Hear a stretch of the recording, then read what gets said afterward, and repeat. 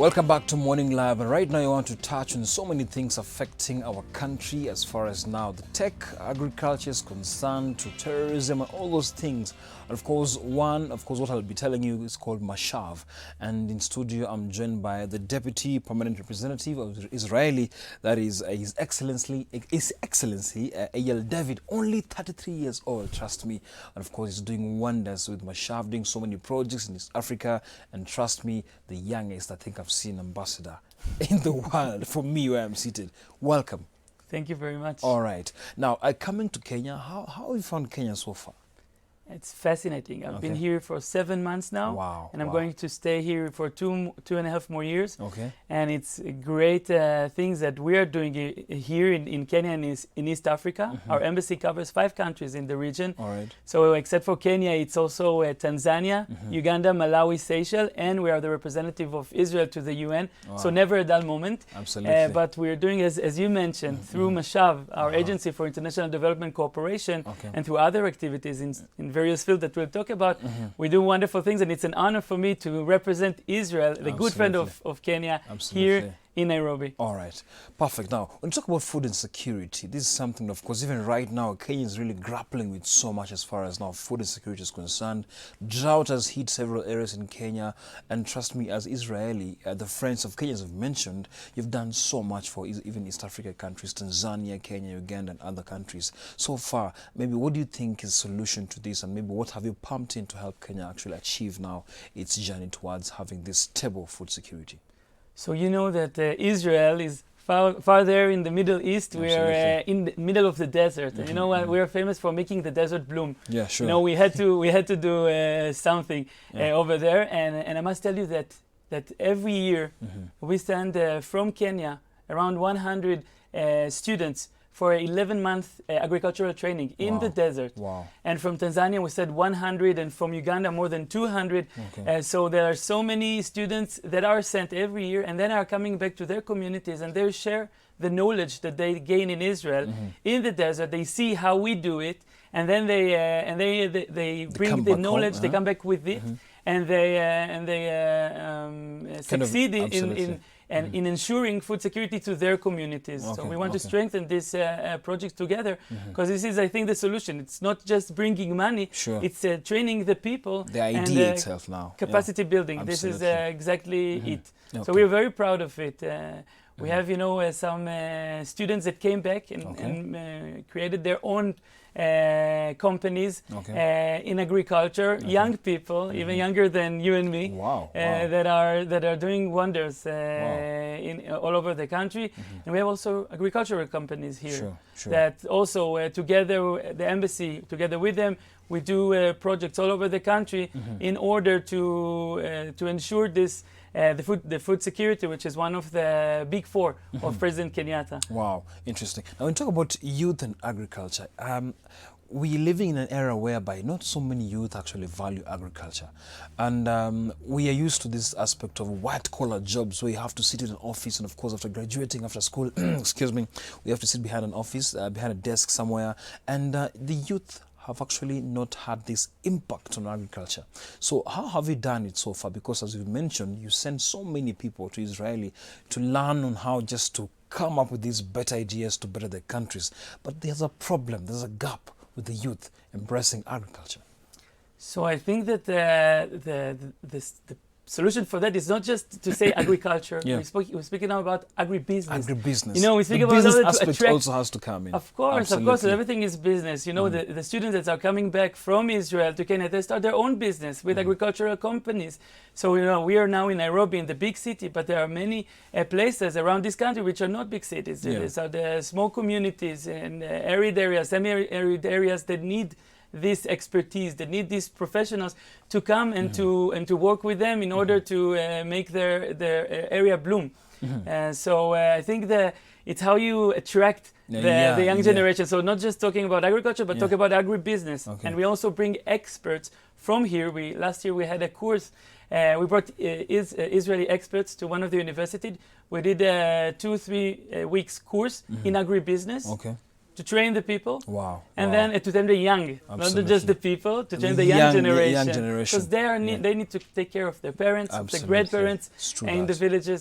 So this is important for us. Yeah. We look at the young, this is the young generation is the Yeah, future yeah, of this country. Absolutely. Now, that's a very intelligent concept over there. But when you turn into business mind, of course, at the end of the day, the bigger picture is the profits. Now, the agricultural concepts here, the technology used, of course, in Israel and, of course, compared to Kenya is different. But so how do you manage to now inculcate the concepts to them so that when they come back home, they need to start somewhere, be patient. Of course, it's two different ball games, but it's still, when they come back home, they need to start from somewhere. So the concepts, the idea, how do you manage now to actually feed them this idea?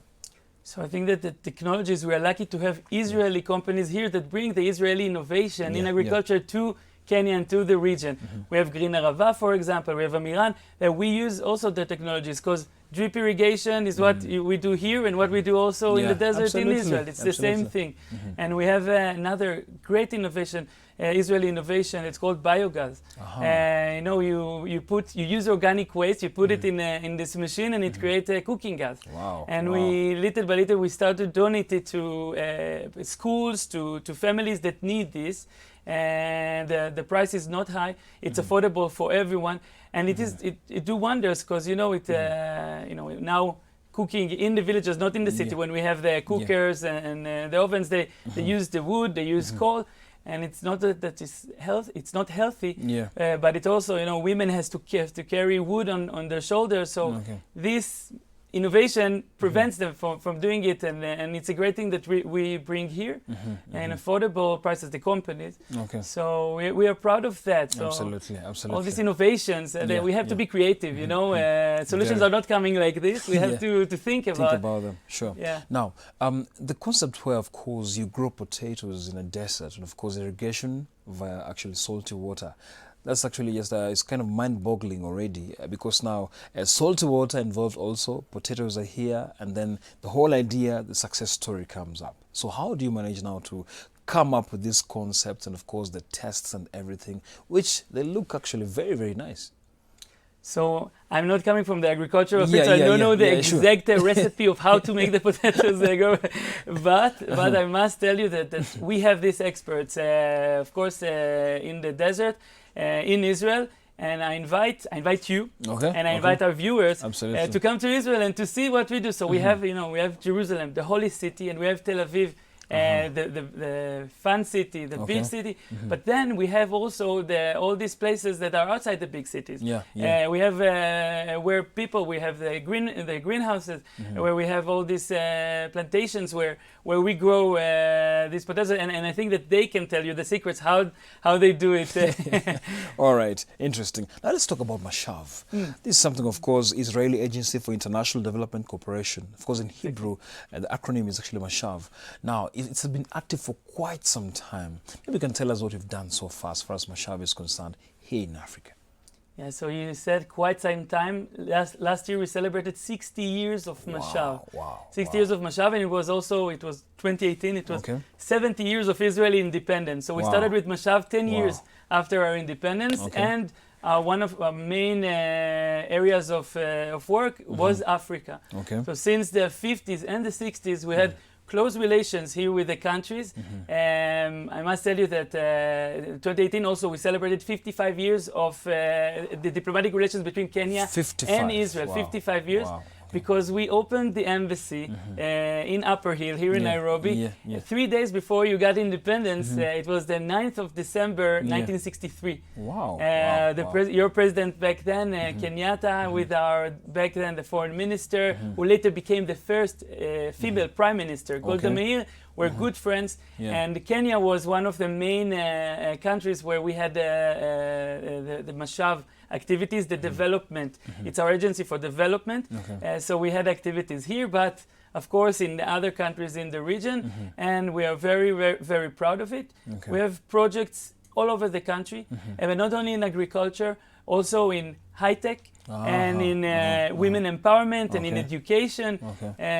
We introduced to the Kenyan educational system the concept of Education for Sustainable Development, ESD. Now it's already independent, and teachers that were trained in Israel are training Kenyan teachers in there. So we are very happy to see the progress and how the Kenyans who benefit from our courses here and in Israel continue and share what they learned with their colleagues and transform the knowledge further.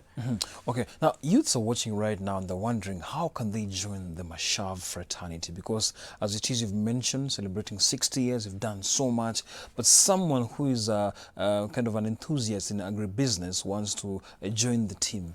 I believe there's a process. Maybe you can take us through the process. Yes. Yeah. So it's very easy.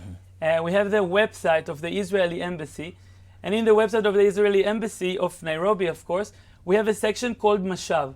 In this section, of course, we have explanation about our development agency, but we have also all the courses that we offer. Because except for the 11-month training, which I told you about, which are in Israel in the desert, we also have short-term courses that everyone can apply. And you must have the best application, because people all over the world are applying. And we are lucky to have, I told you, 100 students that are coming every year to this long-term training program, But except for this, last year we had 200 Kenyan professionals that benefited for these short courses, either in Israel or here. So that means a lot about the Kenyan people, and we are very proud of that we can work together and that we can have these opportunities to train. I think that at the moment we have at least 8 courses in women in agribusiness. I think one of them. So I recommend you to just go online and check it out. Check it out, and I'm sure that if you are good and eligible for these courses, you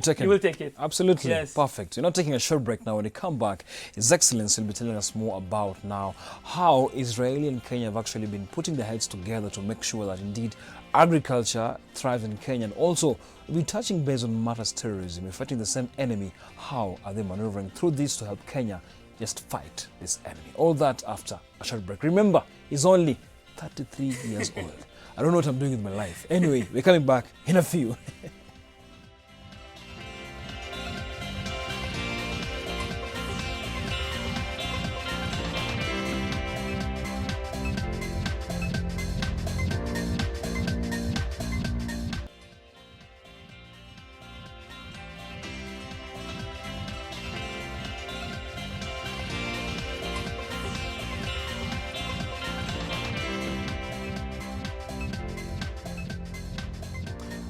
All right, welcome back to Morning Love in studio. We've been discussing so much interesting stuff with His Excellency, that is Israeli Deputy Permanent Representative Eyal David, and there's so much to talk about. The future is bright. At only 33 years old, he's an ambassador. Wow, that is actually a very, very interesting achievement. So let's continue this conversation and talk about Israel and Kenya.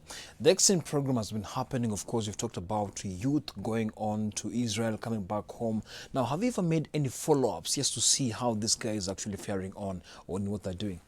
Yes, sure. At first, only this week I have some meetings with Mashav alumni.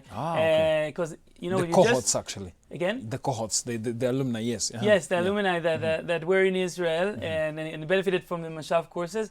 And the thing is to show them that, it's not just you go to Israel 2-3 weeks or a long-term internship and then we forget about you. No, we want to do the follow-up. We want to hear about your success stories. We want to hear about what you're doing. Yes. And whenever we have the possibility, we also want to support you.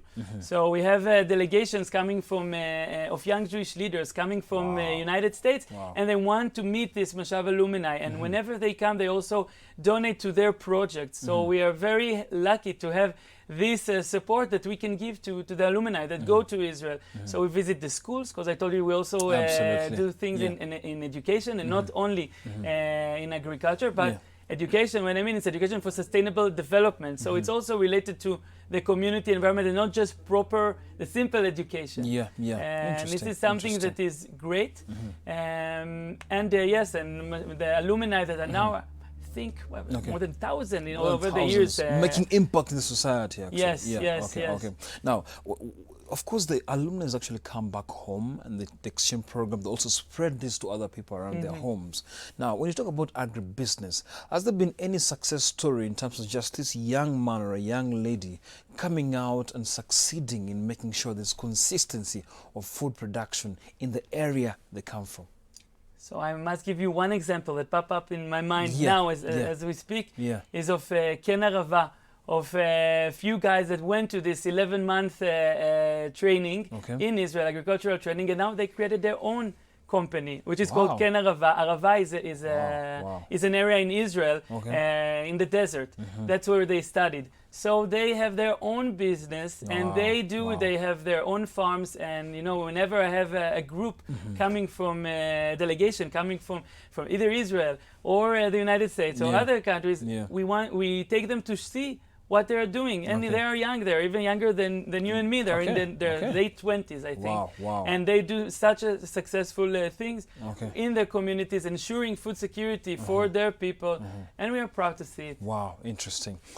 Let's now talk about another angle of inspiration, because as youths, of course, they leave so much behind just to follow inspiration. The inspirational angle. Now, when they get to Israel, how do you now, how does the team accommodate them just to make sure indeed you guys, as much as you'll be here for 11 months or so, 1 year or so, the bigger picture is to go back home and make an impact with society. You're not coming here for holiday, you're not coming here for kind of having fun, you're here to take this back to Africa. So how does that being inculcated in their minds? Because sometimes when you aboard that plane and you go outside the country, the core business kind of, you get confused in so many things. Are they given activities, projects? What actually goes on there? So I must tell you that not everyone is selected. We have many applications of people of students that want to do it. So only the best are selected, and only the one that look promising in that field, that they show their commitment. And you know, the process is not just okay, you go study and I'll see you after a few days. No, there is the studying is all the time in the field, in the classes. And it's not only studying, but also, you know, since you're in Israel, you're not just stuck 11 months in the desert. You go and see the Holy Land. Absolutely. You know, you go to see Jerusalem, you go to see Nazareth in Sea of Galilee, where it is familiar for you and me from the Bible. Yes, for Christians and us. We are Jews, but of course absolutely. We are the brothers. connection is very strong, actually. Very strong. Exactly. So they have also fun activities. So it's such a great, I think, experience, and I think that they start. Not I think I know that the next selection, people from Israel are coming to make interviews with the future candidates for the next program, and they are coming in April. We work with universities, with agricultural faculties. They send their nominees for the course, and it's a process that's been running on for years. So it's a success. Okay, so for a young man or a young lady who wants to apply, I know the process, of course, he or she has to go to the site, and of course just look at the process and the qualifications. Maybe you can give us more details on how they can maneuver through and just fill that application form and confidently be hopeful that they'll be chosen. So the form is not just one single paper. It's a few. It's a few papers that you have to fill in very carefully and very, attentive to what you're writing. Because as I told you, people from all over the world are applying for these courses, and the slots are not a lot. Each course is let's say 30, 20, 30, 40. And I know that, well, I don't need to give lots of advice, because already from Kenya we have such a significant number of successful people that applied and they got in. Because it's not me at the embassy that I choose the people. We send the forms to Israel, and then we, of course, with accommodation, because we interview the people on the phone, so they must know English. Absolutely. Of course, a good level of English, so that they can understand what's going on, and that's not a problem here in Kenya. And then just first impression, either on the phone or in an interview, that makes the absolutely. Okay. Yeah. Let's go back to Mashav. This is a project that has actually made impacts in various African countries, and from that experience, of course, 60 is a long time. We are not 60 years old, and from the Together follow-ups, we are 60. together we are 60. Together we're actually 63. Yeah, exactly. Now, from the follow-ups you've done in the office, in the consulate, the most success story you've had from any African countries, maybe you can tell us about that. The impact made, of course, it's based on agriculture, but now the tangible impact made just to inspire these people around that indeed Mashav is actually turning things around. So I must tell you that this is a field that we haven't spoken about yet, Yeah, sure. but it's relevant now. Also, we are working in health, the health system, and next week we open in Dodoma, the capital of Tanzania. We spoke about Tanzania earlier. We open the intensive care unit that Israel built in the hospital of Dodoma, the old new capital of Tanzania. So we are very proud. It's a big event that we are doing. We have the Director General of the Ministry of Foreign Affairs coming to this. We did it in Dodoma, but we also did it in Kisumu, in the hospital in Kisumu. And I was there in November, and I saw what the equipment that we brought to the hospital in Kisumu. And it was, this is something that also makes us proud. And I must tell you, you know, we think about the big projects, but not only the big projects are the one that makes us proud, but also the small one. In Kisumu, when I visited, I also went to a center of women empowerment of two Mashav alumni, a husband and a wife, Ben and Golda, and they empower the women of their small community, small village. That's amazing. And that is a great thing, to see the success stories, to see the smile on the face of the young girls in the village. They train them to use computers, they empower them, you know, to they educate them. This means a lot for us. Absolutely. Let's now shift focus to securing our territories. You know, Kenya and Israel, we have so much in common as far as now fighting terrorism is concerned, and exchange programs has also been seen so much. Of course, we have even our UAV pilots going to Israel to train, to Jordan to train, of course, countries like Jordan, but specifically Israel.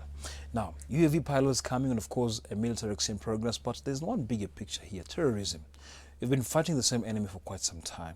So maybe you can just, of course, we're not trying to communicate to the enemy here, but just trying to kind of just shed light briefly on what is being done so far also to make sure we have a strong army base in both countries. Yeah, so as you know, Israel is surrounded by enemies. And this is unfortunate, but that's a struggle that we've been going through the 70 years of our independence. We have the terrorist organization of Hamas and Hezbollah. But as you said, terror is terror is terror. No matter if it's in Israel, and this is Hamas and Hezbollah. These are the names in Arabic of this terrorist organization that want to destroy the state of Israel. You have Al-Shabaab, which is also the same thing. They want to destroy Kenya. They want to destroy East Africa. So it's just the name is different. And we fight a common enemy. And we do it in collaboration. So I can't elaborate on this because, you know, things are doing behind the scene. But, you know, since we are good friends, Kenya and Israel, and I told you we are good friends for many a long years, time. For a long time. So it's a great thing to exchange. It's on track. Exchange the tactics, how to fight the terrorism. We also have Israeli security companies that work here because we are famous for the security and how we deal with it. And I must tell you that it's an ongoing struggle. Only 2 days ago we had a terrorist attack in Israel. We have terrorists that stabbed 2 soldiers and shot one guy, and this happened in Israel. But the terror is global. It's not the problem also of Kenya and Israel. New Zealand also it happened. New Zealand, and this is a white extremist. It's different. It's from the other angle.